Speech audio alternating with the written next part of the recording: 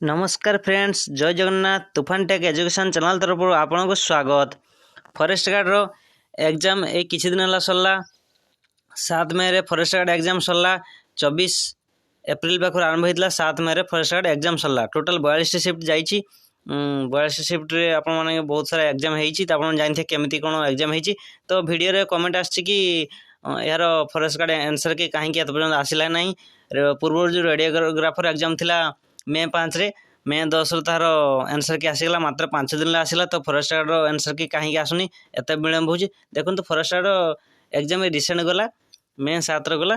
तो आउ कि दिन लेट हो, गोटे सप्ताह कि 2 सप्ताह लगे आसापी। तो आपने व्यस्त हूँ नहीं। और कटअप केते किसी जीव वीडियो को प्रथम शेष पर्यटन देखो। मुझे आपको सब किसी जनइबी। जदि आप चैनल नुआ चैनल को सब्सक्राइब और लाइक कर दिंतु। देखो फॉरेस्ट गार्ड OSSC तरफ एग्जाम होता forest guard livestock inspector forester. तो एग्जाम होता आप जानते 7 मई एग्जाम सरला। तो आप भावुँ कहीं आंसर की आसी ना, एवं आंसर की कहीं आसी ना 7 मई एग्जाम है। तो किसी दिन टाइम लगे, निहत 7-8 दिन लगे। तो आप भावुँ रेडियोग्राफर एग्जाम होता 5 मई। तो जल्दी आंसर की आसीगला। 10 मई आसीगला, 5 दिन आसला। तो यहाँ कहीं आसुनी।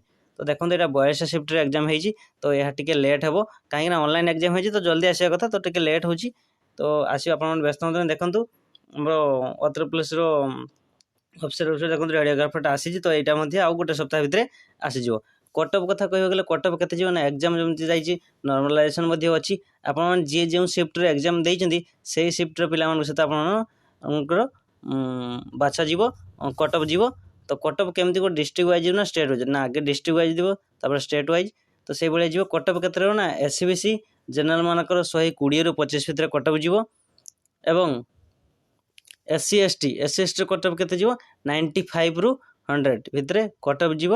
SC ST मेल मान फीमेल मान से भाया फीमेल मान जीव 110 ରୁ 120 भितर SCBC जनरल।